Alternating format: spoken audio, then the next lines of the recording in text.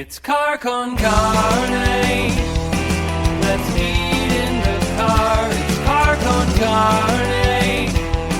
And now here's the star of our show, James Van Alstyne. This right here is Car con Carne. Car con Carne is a Q101 podcast. I'm James Van Alstyne. Car con Carne is presented by Easy Automation, easy-automation.net. Transform your living space with cutting-edge home automation. Experience seamless control over audio, video, lighting, climate, security, everything. Embrace the future of smart living. It's your home, your rules. Get a quote. It's hassle-free, and it's free by visiting easy-automation.net or give my guy Dan a call. Dan can be reached at 630-730-3728. If you're watching that on YouTube or on Facebook, that number is right there on the screen for you. Meanwhile, Car con Carne returns to the live event world. I did a handful of live events around episode 1000. We did them at the Q101 studio. We did it at Liars Club, Skeleton Key Brewing in Woodridge, and Siren Records in McHenry. I love doing that. There's nothing like a live event. So Car con Carne returns to doing live events at Legit Dogs and Ice in South Elgin on Thursday, April 3rd. Join me for a live recording of this right here podcast. Legit Dogs and Ice, soon to reopen. It's got that cool punk rock vibe, nice stage in the middle, awesome food, lots of beverages. 322 South Randall Road, East Moon performing live. We'll be talking to them. Ricky Liontone's Review also performing live. It starts at 8:30. Doors are at 7:30. And this is the first of a monthly series kicking off in South Elgin. If you are in Wrigleyville, like I am right now, you may need to charter a flight to get out there, but it's well worth it. Once you get there, Legit Dogs and Ice, April 3rd. More on that to come. Finally, Car con Carne, also sponsored by 90 Days in the 90s. It is a rock and roll time travel story, the ultimate novel about the 90s and the Chicago music scene. Join record store owner Darby. She owns a record store and finds her way back to the 1990s in Chicago, arguably an idyllic time to be in and around the city's music scene. She jumps on the gray line, not the brown line, which we're staring at here on Southport, jumps on the gray line to time travel back to her carefree 20s, soaking up all the pop culture and rock nostalgia that you could possibly imagine. To learn more, go to 90daysinthe90s.com or pick it up on Amazon.com or wherever you buy books. My guests tonight... Sorry, that was a lot. Was that too much? No, you're good. I mean, okay. I've been awesome. smelling these. Please, so good. We're not standing on ceremony. Please, eat the empanada. You've been thinking about this all day. I want you to be happy, Danny. My guests are CalicoLoco. I have Danny in the front seat, Zeke in the back seat. CalicoLoco, winners of Local Album of the Year in the Chicago Reader's Best of Chicago 2024 survey. That's a big deal, right? I mean, that must have been a thrill. Yeah, I don't. Oh yeah. We're industry planned, so Yeah. We're a Chicago Reader's favorite band. yeah. They industry planted us into the scene, so No. it was expected. You say that, which makes me think that someone has said something like that to you in the past. No. It's so no. We're super grateful. We just like we're a newer band. You know, we've only been doing this for a few years. We were nominated a couple years ago for for the Best Emerging Band, and we were freaking out. We're like, oh my god, this is it. We're gonna be famous now. This is crazy. That's how it works. And we won, and we're very grateful for that. And I gave my mom one of the magazines. I was like, Mom, check this out. Oh my god. So this time, it was like we were really grateful, but it wasn't. We were like, oh, we're famous now, like we were the first time. So we were just kind of joking, like, oh, we're industry plans 2 years, not back to back. We didn't do anything last year. Wasn't it last year? I don't remember. No, I can't keep track of time. No, last year, I don't remember. No, it couldn't have been last year. I don't remember. What I do know is that this show is so good. I'm sorry I can't stop talking about it. I'll take another bite. All right, we're going to talk about Cafe Tola, which we are in front of in a moment. I should mention, this car right now, it's kind of rarefied air. We have the winners of the Best Chicago Album in Chicago. Also, the second runner-up of Best Podcast. Not the first runner-up, not the winner, but second runner-up. Yeah. I mean, come on. That's something. That's great. And runner-up for Best Music Podcast, which is cool. And there's a lot of good podcasts in Chicago. A lot of good podcasts. Be runner-up is like... It's crazy how many good things there are for each category. Like, it is pretty... Yes. It's pretty awesome to see how many, like, different people we know that are nominated. That's what I was going to say. Like, every category, I'm like, competition. oh, I don't want to vote because I know that person and that person. Am I the asshole if I vote for that person and that... You start to feel guilty. There were some categories I didn't vote for because I was like, Yes. I can't decide. Right, it's not right. It's tough, but... All right, so we're at Cafe Tola. I've been meaning to do this interview with you. I've been meaning to ask you for a while. Trying to think of a place to go in this general area. Like, without hesitation, this was the one you suggested. Mm-hmm. What, is this a haunt for you? Are you a regular? No, it's just... I mean, I don't live out here. I mean, I don't live on this part of the city. But I go to Music Box a lot, which is up the street. So whenever I come here and I'm hungry, this is always my to-go spot. Just because the guava queso empanada is like... Which may be this. You haven't tried it yet. You have to... I could just be all talk right now. You got to try it. Yeah, this is a recommendation. Well, I got the guava and I got the pinto bean and jalapeno. So very different. Not sure what this is going to be. This is kind of a roll of the dice. Try it. It's going to be good no matter what. Zeke, are you down with all this? You down with the empanadas? Oh, yeah, I'm, like, almost done with mine. I'm going to finish mine right now. I'm just, like, chowing down like crazy. This is the pinto bean with the jalapeno. This is awesome. This is also really good hangover food. Oh, yeah. Oh, yeah. And really good stoner food. It really scratches all the itches, doesn't it? It's everything. Everything. So, I mentioned local album of the year. Why do you think your music and that album have connected the way they have? This is a really good question. I don't know. I was talking to somebody else about this the other day. I forgot what the conversation was, but they were asking us how we've kind of gotten to the point that we've been doing it. And honestly, I don't know. Maybe this is reductive, but I think that our music is fine, just like so many other bands in Chicago. Like the city has so that many... should go on the hype sticker for the vinyl. like- This music is fine. Like, I don't know. There's like so many amazing musicians in the city. There are. And I think one of the reasons that our record's connected with people is because, like, I am always just, like, trying to, like, you know, work with other people and, like, build community and make all these, like, very genuine connections and with all these other bands. It's why I get my feelings hurt when, like, a band comes on tour and wants to play with us and they don't really talk to us. And I'm like, oh, I wanted to be their friend. Who does that? You I mean, you don't even name you'd names, be but- surprised. But, you know, I mean, I get it. You're on the road. You're tired. I honestly... When we were on tour, I wouldn't be surprised if there's another band in the city. Like, CalicoLoco didn't talk to us on tour. Right. After, like, 2 weeks, we all stink. I don't know why you'd even want to talk to us at that point. But, I don't know. Honestly, I'm like, part of me is just like, we've just been, like, grinding it out and, like, playing with all these folks. I wouldn't be surprised if we won just because we have so many friends that we've met along the way. That certainly helps. But that's not going to get you all the way. Yeah, it's true. Maybe. Maybe. I don't know. I'm not good at talking about myself. No, well, you know what it is? This comes up all the time. This is classic Midwestern self-deprecation. We're almost a Midwestern emo band. Maybe not to take the emo part out, but we got the first half there. Well, I mean, I have my own feelings as to what clicked for people with this. These are raw, honest, kind of joyful songs on the album. They feel very, I use the word honest. It feels almost like some of these songs were recorded live, one take in the studio.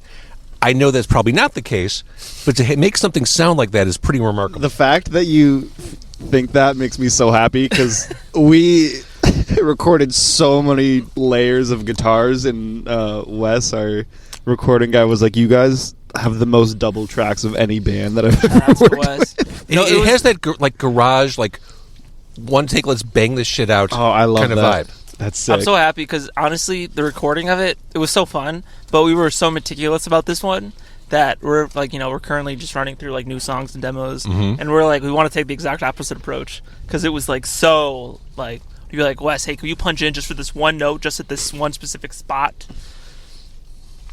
He wants to know what we're doing. I know. The police car pulled right next to my car. You know, I've been doing this now for 11 years. No one's really stopped to ask questions. You just want to see what we were eating. Yeah, right. Oh, empanadas. Damn, I hope I can get there before they close at 8. No more guava quesos. So, the Metro show was last month. Was that kind of a crowning achievement up until this point? Oh my god, that show was amazing. Just like the venue people were like, it was. After that show, we were like, man, we never want to play anywhere else. I mean, we obviously have to. Yeah. And, I mean, every venue is nice in this. And in we the want city. to, so please But- keep booking. It was like the people who run that venue are so nice, and It's like they've been doing it for a while. oh yeah, Yeah. they're good. Like Uh-huh. when I don't know, like I've been yelled at some door people before, because some venues have kind of scary door people, which sometimes you gotta be scary. Mm-hmm. But I remember I walked up to the front door of the Metro. I didn't know how to get in. I showed up too early. I just showed up, just knocked. I on show the up front early to door. everything, like this podcast. Oh yeah, It's- it's my curse. Well, you had to get. We got that's because of you. We got the guava quesos. Otherwise, now they're all sold out. But I knocked on the front door, and I was so ready for the door person to be like, "We're not open yet." But he just came to the. He didn't even know I was in a band. He just came to the door, and he's like, "Hey, what's up? Doors aren't for a couple hours." I'm like, "Oh," and I froze up because I'm really shy. And I was like, "Oh yeah." Are you really shy? I think so. Okay. I think so. That's why the guitars are so loud on stage. There it is. But I was like, "Oh, I'm here to load in," and he was like, "Are you in a band?" I'm like, "Oh yeah," and he's like, so nice. He's like, "Which band?" I'm like, "Oh, CalicoLoco," and he's like, "Oh, why didn't you say so?" Yeah, pulling right there. That was the nicest door person ever. And then they had people to help us carry our amps upstairs. I'm like, this is crazy. And I forgot her name, but the person who was doing hospitality was so nice. She kept on giving us unlimited Topo Chicos. The sound was so good. I've never played a venue where they have a dedicated front of house sound person and then a dedicated monitors person. Yeah. And I was like, this is crazy. Oh, I didn't even realize that until you brought that up. Yeah, it was like it sounded so good. And I always like to thank the sound people on our shows. I'll be like, give it up to so and so, and I'm like, Steve, and sometimes everybody else is like, Steve. Sometimes people are like, why are you shouting out the sound guy? I don't know. I just love a sound guy chant. Yeah, everyone who worked there was super helpful. Yeah. And Metro's a milestone for local bands. What's the next milestone? Mm-hmm. Chicago Reader album, best album 2 years in a row. There it is. I don't know. I don't know. I feel like I'm always kind of the person that just tries to enjoy the process. I feel like when we started this band, I thought very milestone orientated. Mm-hmm. And oriented, whatever But the word did that feel almost like it was getting in the way of?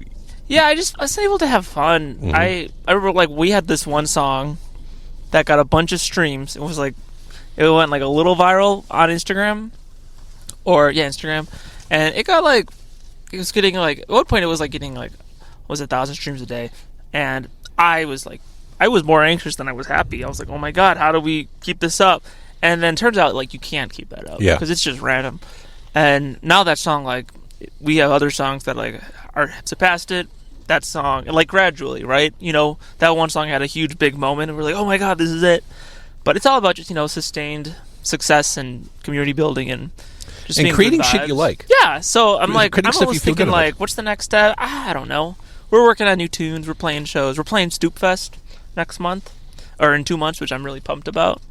But I don't know. I'm just just as long as you're having fun. I feel like the next milestone really isn't a place or a thing. I just really like when people ask about the songs and references that we make within them and what we got inspiration from. Or if Hey, Zeke, can I ask you about the songs on the new album, I Love Myself? Yeah. Okay. Let's start with Gender Dysphoria. See, this is what he likes. I'm trying to play right into his what he asked for. I think I need a new body. Serious topic, but the song is so breezy and light, it almost sounds like two different things are happening at the same time. It's when we wrote the album, we had a specific goal of starting the I'm trying to think of how to say this.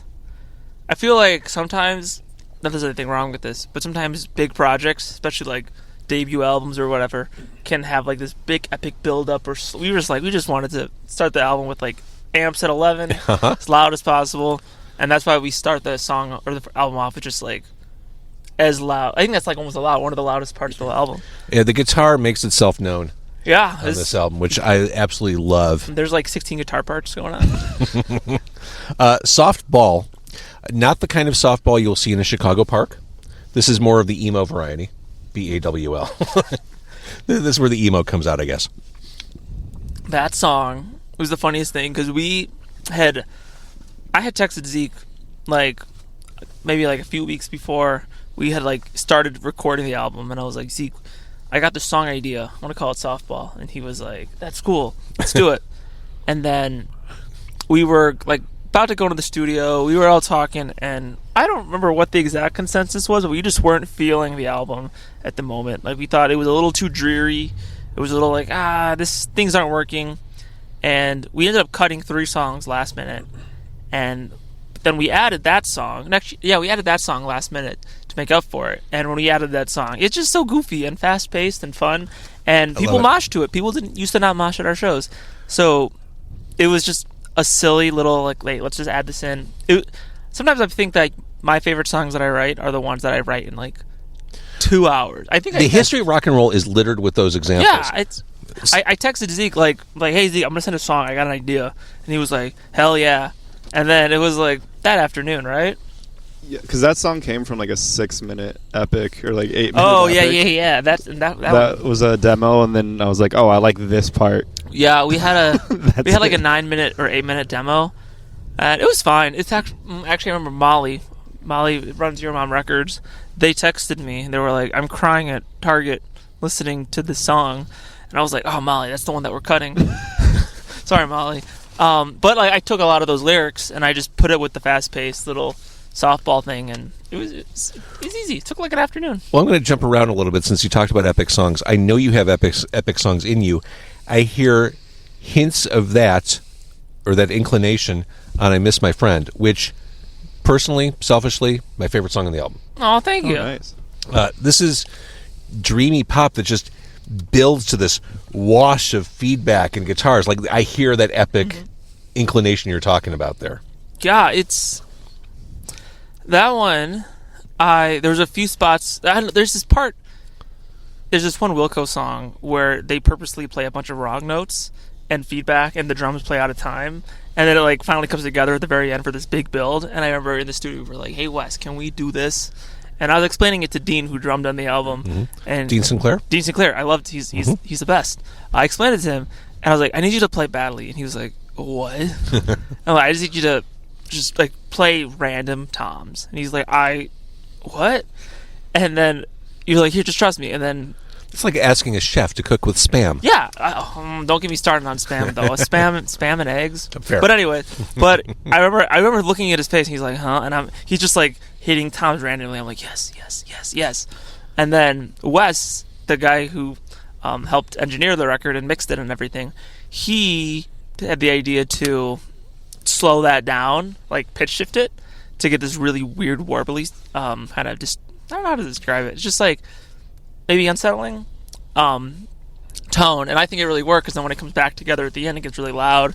It works, and I think the song is kind of an emotional one. So I think those unsettling kind of bad drums and the underneath everything else kind of I love add to it. that. Thank you. Let's focus on Zeke. Zeke Goes to Lala.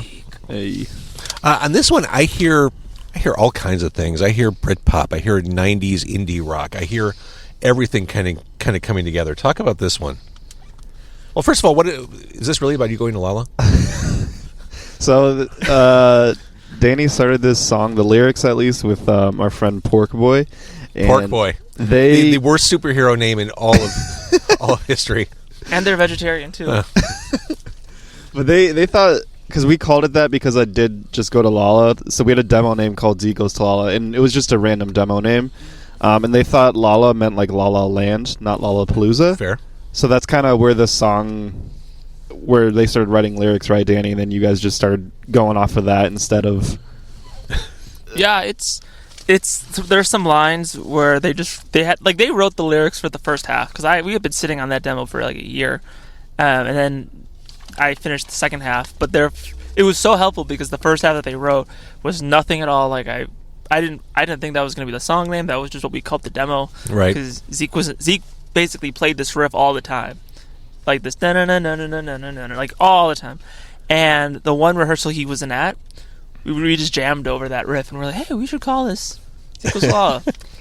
But it was helpful getting that perspective, because I was trying to think like all these different themes, and they were just like, hey, he goes to La La Land, because they're from California, so they didn't know what Lollapalooza was. But that song, I really wanted to do like a Teenage Fan Club Grand Prix sort of sound, especially at the end. Like, I really wanted to try to do something like Teenage Fan Club, Which kind of checks the boxes for Britpop and 90s indie music at the same time. Yeah.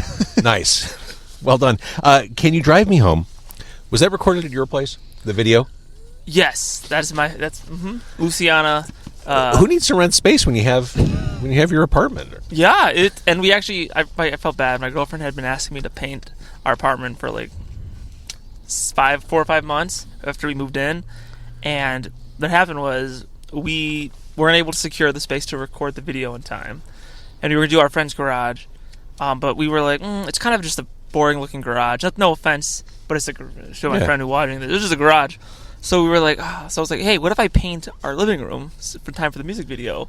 And Erica was like, she's like, that's what it takes you to paint the house. So we got a house painted out of it, and went to Sherwin-Williams and painted the house.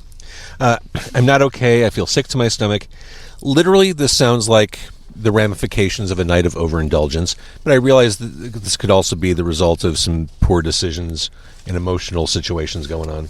Yeah, I wrote the song. It sounds so much worse than it actually is. Two things about the song that aren't true. The one, it's a song about getting high. I don't get high. I don't know. I get 2 yoinks when I get high. But there's some lines where I'm like, I'm so high. Yeah. So sorry, I'm a fake stoner. But the song. So I can't tempt you with another empanada then. No, you can't. I gotta save room for popcorn later. The movies. Right. But I wrote the song because I had somebody drive me home from a show one time. We had a show at Cafe Mustache. We played with Yoko and the Onos. That's gonna be the good one. I can't wait. And you've been hyping this. I just had like 2 beers, so I just wanted to drive home. And I was like, you know what?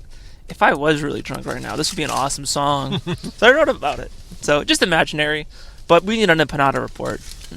The cheese makes it. It's so good. Oh my god! Cheese is it? Is it goat cheese? No, I don't even know. It's just good. It's queso. Yeah, this is definitely sweet and savory and all the things. And we're not sponsored. They're not sponsoring. No, we paid for this. We definitely paid for this. This I really like. The bean and cheese one was fine. It tastes like Pintos and cheese at Taco Bell in a wrapper, but this is great. That one's Maybe that's the next milestone, is getting a Cafe Tola sponsorship, like a CalicoLoco event or something. All right, hang on. Cafe Tola DIY show. That'd be sick. I want to talk. Tell me about Nightmare, Nightmare, Nightmare. This is a beautifully constructed song. You kind of tucked some of these songs at the end of the album, which blows my mind. Talk about that song. That one is... I remember... Oh my... Okay, so this one, the movie trailer... I just saw the movie trailer. What? I was just thinking about that before you started talking about it. So there's this one movie trailer for Okja, the movie with the giant like pig monster thing, and it's about like farming and factory and meat eating, and it's like one of those. It's just such a depressing movie, but the movie trailer had this amazing remix of this one song, and I was like, oh my gosh, I need to go listen to the original version of that song. It was so epic.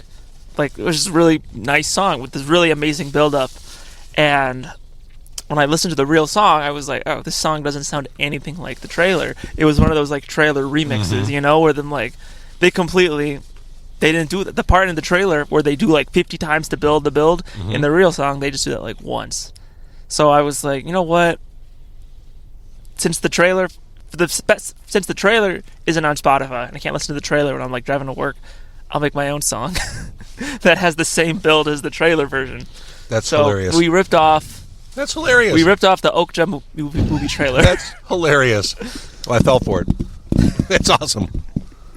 So at the end of the album, you have Yeehaw. Now, this is a song...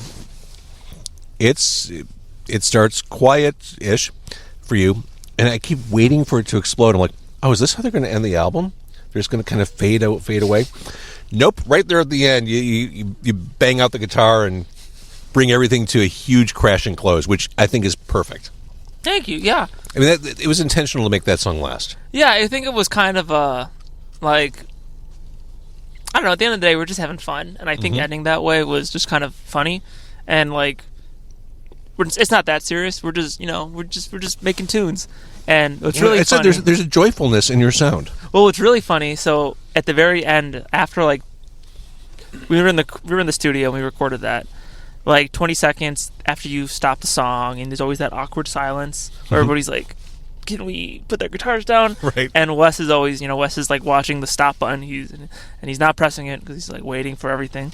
And Austin, who played bass on the album, just lets loose a do do do do do do do. And then Wes stopped it after that, and it's so quiet.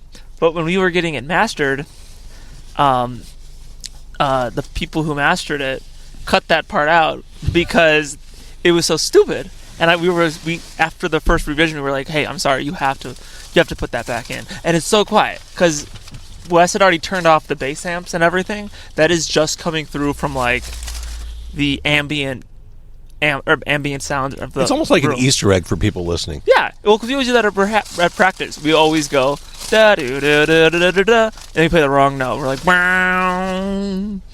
And it's so stupid, but I think that's always how I think like how the album ends with Austin being goofy, because it's just it's not. I don't know. When I say it's not that serious, I don't mean it's like downplay anything, but we're just playing songs. We're just having fun. Yeah, you're creating stuff out of thin air and having fun doing it. Yeah, that comes through, and again, that big guitar presence on the album, it adds a nice texture to everything you're doing. Thank you. So what's next? CalicoLoco. We're recording this at the end of March, early 2025. Are you mapping out the next few months? Are you going to do some shows coming up? Yeah, we got a couple shows. Nothing's really been announced, but we're just some local shows. We're playing Stoop Fest. Right. But we're just kind of taking our time, enjoying the process. It's after you release an album, it's kind of like tiring. The whole like nonstop. I also like the whole self-promotion cycle gets really tiring, and I get it. we do all that stuff ourselves. So I think we're probably we're gonna take some time to write. We've been writing songs over the last year. Holly started doing some recording, but I don't know. We're just I feel like we're mainly writing right now, and like that's our main focus is just kind of getting back into that, see what we want to do. I think we have a good idea, so we're just continuing that and some shows in between. So I totally get the whole self-promotion thing, how fatiguing it can be. Which of you is better at that? Danny. Honestly, I'm not good at it, but we have so many really cool fans that promote us for us, and it's amazing. I don't know what we just deserve this. We literally just had somebody, their name is Justin, they just sent us randomly out of the blue, they made us the sticker sheet. And I'm like, this is the coolest thing ever. And it's been so long. I haven't got it printed yet because I don't know how. If anybody knows how to make a sticker sheet, please respond to this podcast and then please tell me, because I don't know how to get it actually made. And how do you make them scratch and sniff? That's the next step. There's the milestone we've been looking for. We used to sell candles too. Yeah, we were the candle band. They were so good. I love okay, true story. We're on Southport just by Addison. I got here early, as mentioned. It's something I always do. It's a curse. I walked down the street, past the L tracks. There's a candle store up there. I'm like, I like candles. Let me see what they have. Did you go spend $100 on candles? Holy shit! The 10-ounce candles are $30 a piece. But if you buy 4, you get 1 free. So for $90, you get 4 10-ounce candles. That's how they get you. Oh my god! And once you walk in, it's like, okay, I can't Homer Simpson my way into the bushes and exit. Like I need to really make a show of this and sniff the candles and really act like I couldn't just walk out. I'm like, cedar, fantastic, and pineapple, leather, great. I'm like, well, thank you very much for your time. I can't do it. It's I do like candles, but $30, no, ours were $20, and even then we felt like these are expensive. But candles, I don't know. Candles are like one of those things where you don't realize how expensive they are until you make them. And I remember when we got the first quote, I was like, I don't know. I always think of we're so used to that shitty stuff they sell at TJ Maxx, Yes. Like the $4 candles that Right. smell terrible. That They when you do. smell a real candle, you're like, oh my God. Yes. I'll spend $30 on this. Yeah, there was one that smelled like sage. I'm like, oh, that's lovely. But no. But here we are. It's All right, so CalicoLoco, congrats on everything that got you here. And by here, I mean this moment in time, not this car outside Tola. Cafe Tola eating empanadas. this is pretty peak. I gotta be honest. This is the milestone. The right horchata here. was so good. It I love a good horchata. was so thick. Because, again, it's like drinking a cup of rice pudding.